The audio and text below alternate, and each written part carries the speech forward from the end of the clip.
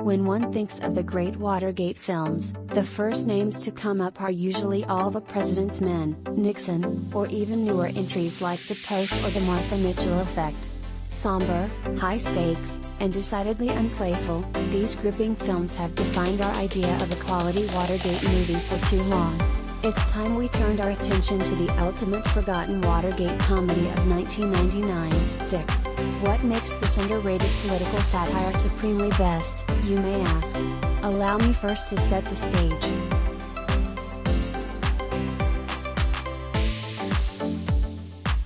We open on a pair of 15-year-old best friends, Betsy, Kirsten Dunst, and Arlene, Michelle Williams, who are staying at the Watergate Hotel in Washington, D.C., penning a love letter to a now-forgotten teen heartthrob.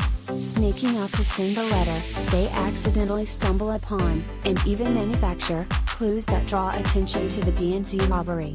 On a class field trip to the White House the next day, they are unaware of their discoveries. The administration, however, is not. Richard Nixon, Dan Hydea, decides to keep the girls on a short leash by hiring them as official White House dog walkers.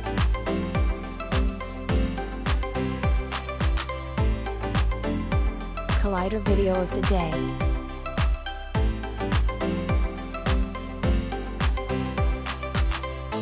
Arlene falls in love with President Nixon, and after they walk in on a document shredding event, he promotes them to secret youth advisors.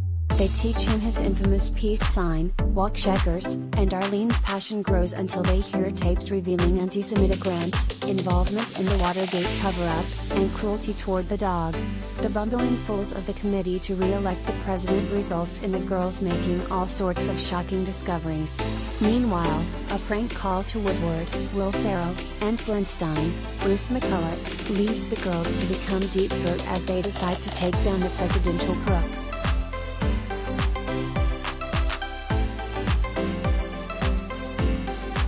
The revisionist stab at Watergate is, in and of itself, a revelation. Before Tarantino allowed an interracial French couple to burn Hitler and his cronies to the ground in Inglourious Bastards, and before the great rewrote Russia's history, screenwriters Andrew Fleming and Sharon Long took modern American history for a wild ride. It also lent itself to some pretty memorable quotes. It's called incest. And it's against the law, Betsy tells Arlene regarding the hypothetical possibility that her future husband could be the son of her estranged father. Or when Nixon tells the girls, "I think your cookies just saved the world from nuclear catastrophe," after their special batch of Hello Dollies causes Leonid Brezhnev and the Nixon administration to start singing show tunes together. And, naturally, there are plenty of phallic double entendres to be found.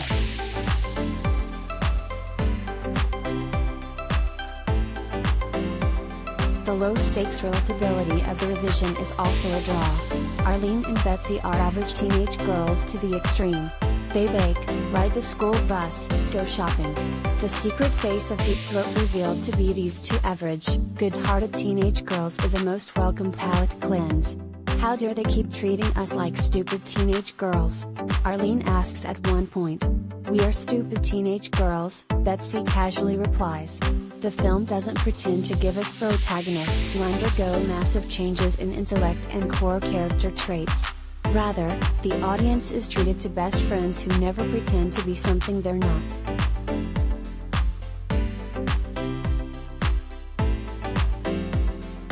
On top of excellence in writing, Dick features an astounding number of A-list and quality B-list actors within its hour-and-a-half runtime. We see Kirsten Dunst at the height of her indie queen mania, Michelle Williams before she established herself as a world-class actress, Will Ferrell at his spazzy best, Dan Hydea in all the buffoonery and agitation of Nixon, and small but strong appearances by a young Ryan Reynolds and Saturday Night Live's Anna Gasteyer. Indeed, there are a plethora of reasons to adore Dick. The costumes could make even the most lukewarm of vintage lovers weep. Williams and Dunst get a costume change in just about every scene, clad in Technicolor polyester, a teeny bopper triumph in every frame. And the soundtrack is filled with groovy 70s jams that can't help but make one think Guardians of the Galaxy Volume 1 is a little guilty of plagiarism. Think it's by the Jackson 5, Redbone, Carly Simon, Blue Swede.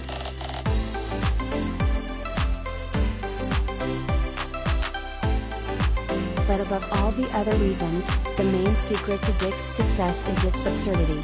To the average American, the improbability of the Nixon saga is hard to believe as is. The most powerful man in the world was so paranoid that he had to sanction a robbery of the Democratic National Convention? That his own team name, Committee to Re-elect the President, would spell out creep? The anonymous source that took down the president went by the name Deep Throat? You can't write that stuff. As so often happens, lately, more and more it seems, the reality of the American political system, of the Watergate scandal, and of the Nixon administration was and is stranger than the fiction of films like All the President's Men and Frost/Nixon. Not so with Dick.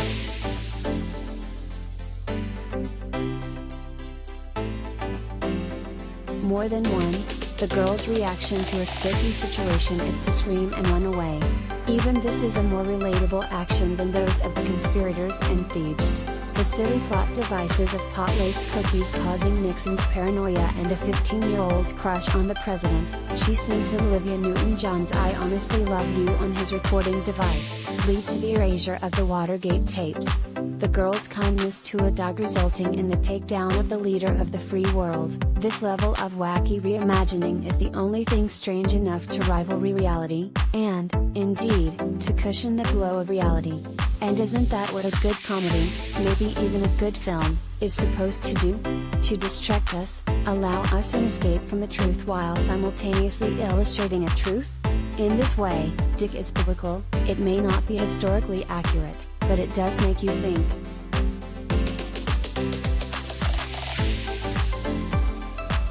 At the film's end, Arlene and Betsy watch the TV screens in a department store wistfully as Richard Nixon resigns. It's gonna be different now, Arlene says. They'll never lie to us again, Betsy piggybacks. While we laugh because we have 50 years of context that proves quite the contrary, as the girls roller skate around the Oval Office to Dancing Queen and the credits roll, we can't help but think, wouldn't it be nice if it were true?